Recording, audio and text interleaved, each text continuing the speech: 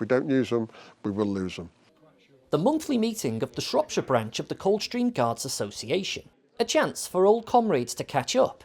Associations like this one are facing crisis. You see, not enough younger veterans are getting involved. Now, one of the British Army's most influential soldiers has waded in, calling on younger veterans to get involved. I think possibly the issue is, one, it's volume. So, you know, these associations that we see everywhere, and we see marching at the Cenotaph Parade, they were formed about 100 years ago, you know, shortly after the First World War. So, one, the army was much, much bigger, and two, there wasn't any distractions like social media. Now the issue is the army's much smaller, so therefore we don't recruit as many people. We don't see as many service leavers as we saw before. So we don't have the same volume to sustain the numbers of the branches that we have for all of the regimental associations. In 2021, for the first time, veteran-specific data was captured in the National Census, revealing that the veteran population in England and Wales is just under 2 million people. The data showed a near 50-50 split between those who were over the age of 65 and those who were younger. We're more used to seeing the Garrison Sergeant Major overseeing major state ceremonial occasions, like the recent coronation.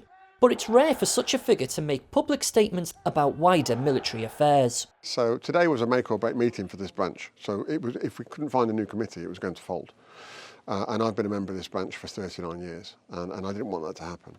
So I did a bit of a campaign with the newspaper, the local newspaper and local media, trying to get interest from younger Coldstreamers that are across the county, and we found a few today. 5 different people turned up I wasn't expecting, which is great.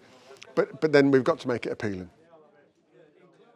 Forces News has spoken to younger veterans about why they're not active participants in their regimental associations. Some said they simply wanted to step back from the military, but others said associations are too formal. And in some instances, they said it's sometimes difficult to have meaningful conversations with older veterans. I asked the GSM to respond to those accusations. Well, I agree for a start. I do agree. I think the branches need to modernise a little bit. They need to have a diaspora that crosses all of the ages and not just supports our elderly veterans. So, you know, whilst that's really important that we maintain that and we still do that, we've still got to have an edge which attracts younger members. One regiment that has modernised is the Royal Regiment of Fusiliers. They've turned to technology to help bridge gaps in their communication with younger association members. Well, we identified a problem that there was a sort of gap of an age group in the sort of late 30s to 40s, people who'd been to Iraq and Afghanistan, who had not re-engaged with the regiment for very good reasons when they'd left the army. We did a review of what the association is and what people wanted from the association. So we went out and did quite a targeted survey. That information came back. We then looked at how we were going to improve the situation. And we sort of ran a sort of competition with 3 or 4 companies and chose an app and a web-based system to support our veterans.